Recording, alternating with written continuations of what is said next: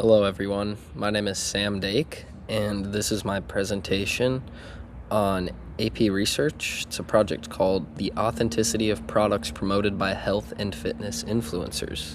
See, this project focused on how honest influencers are when promoting fitness products online. You know, social media has become one of the biggest sources of fitness advice, especially for teenagers and young adults. Because of that, influencers now have a large impact on what people buy and trust. You know, this presentation explains the research process, findings, challenges, and what was learned throughout our AP Research class year. You know, what is AP Research? So AP Research is a year-long class where students create and conduct an original research project about a topic of interest. The class involves creating a research question, reviewing previous studies, choosing a method, collecting data, analyzing results, and just presenting conclusions in general. You know, the goal is to just contribute a new understanding to an academic topic of your choice while learning research and presentation skills.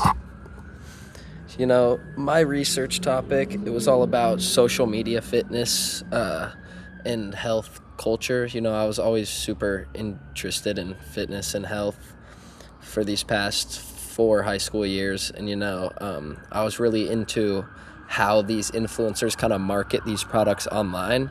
You know, I wanted to see exactly how they make their viewers trust them, and I really just wanted to see if the products were actually authentic overall, knowing that some influencers can market certain products and in a way they'll lie or have dishonesty when it comes to telling their viewers what the product actually does. Well, I chose this topic. This topic was just chosen because fitness influencers are extremely popular online and influence millions of people every day. Many influencers promote supplements, workout plans, and occasional clothing, but there are concerns about whether these promotions are completely honest. And one study by Nanda in 2023 explained that followers often trust influencers because they feel a sort of personal connection with them. You know, that study helped inspire interest in researching whether that trust is always deserved. You know, I thought that was a really interesting topic.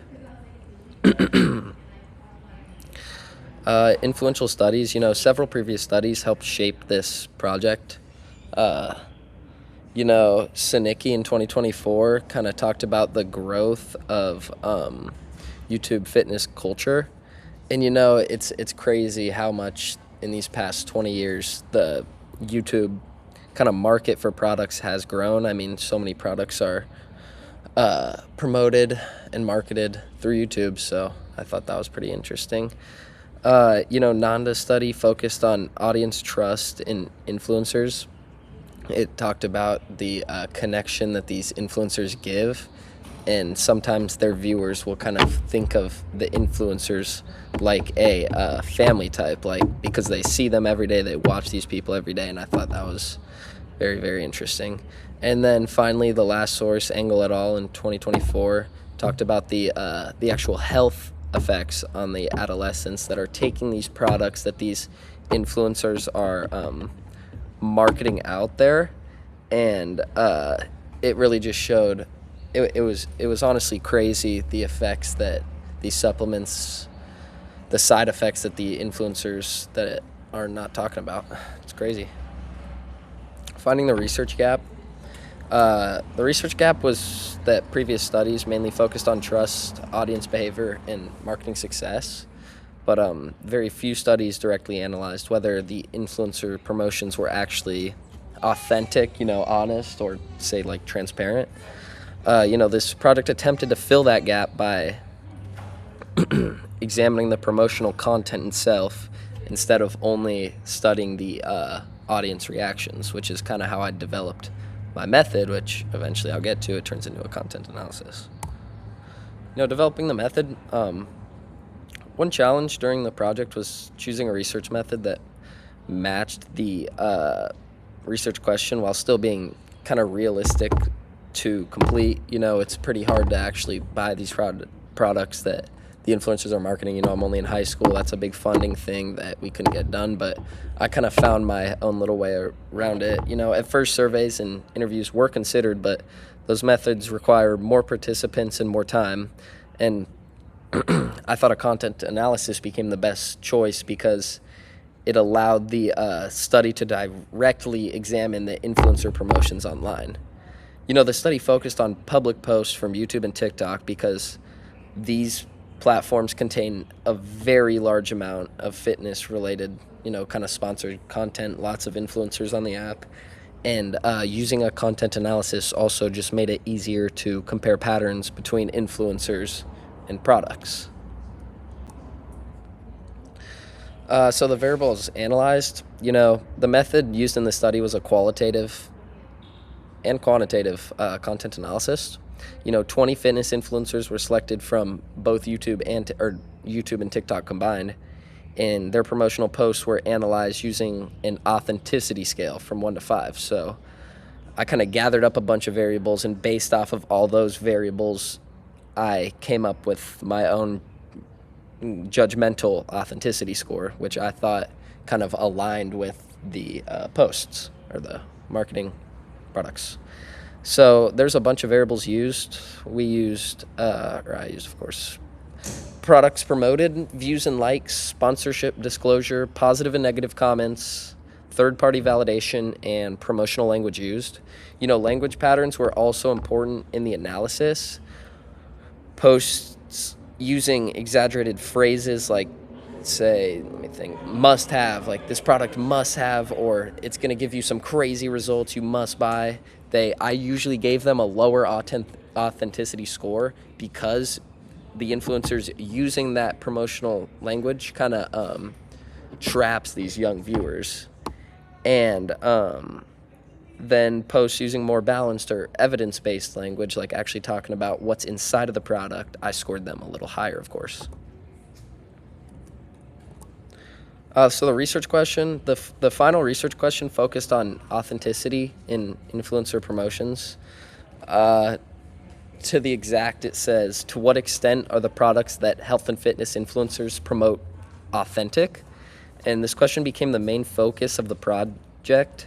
The study looked at whether influencers seemed honest and transparent when promoting products online, and it also examined how sponsorships and marketing affected the authenticity of these promotions.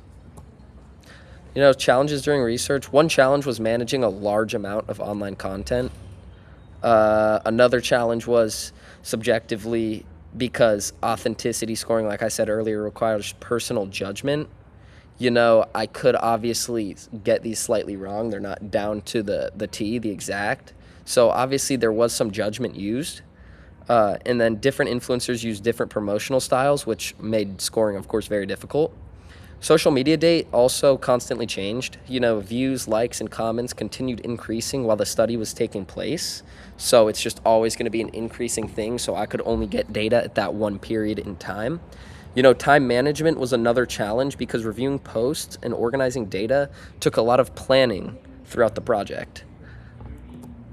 Some key findings, the study found that most products received low to medium authenticity scores, mainly between scores of 2 and 3, while the whole scoring was from 1 to 5, of course, so around that middle range. Many influencers used highly promotional language while not always clearly explaining sponsorships. Posts with aggressive marketing language usually appeared less authentic. Then audience comments also became more negative when promotions seemed overly sales-focused or exaggerated.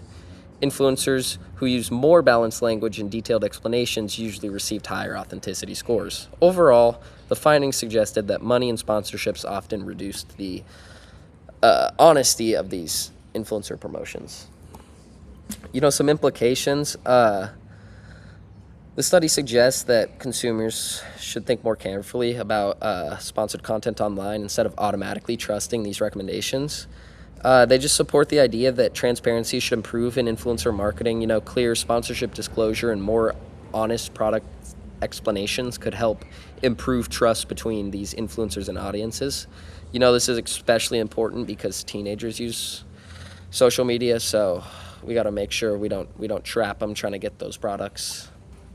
Some advice for future AP research students, one important lesson is that you got to choose a topic that's interesting. It makes up for the whole year. Research becomes easier when the topic is something meaningful, you know.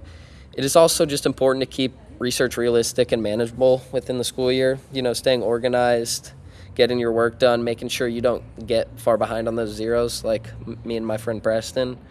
You know, Using strong and credible sources is also just going to help you. It's going to help you get more accurate information. Final reflection, it improved research, writing, and presentation skills throughout the year. The process also helped develop kind of like time management in a way. I think it really showed me that I can't get behind on my work and I got to stay on top of things. And, just doing this long-term assignment throughout the year kind of showed me exactly how to manage my time and manage my work. It was difficult at times, but I think this kind of experience created or gave me a much better understanding of the real world and how things are going to go in college. Thank you for listening. I hope this presentation helps explain the AP research project or process and the findings. Thank you guys.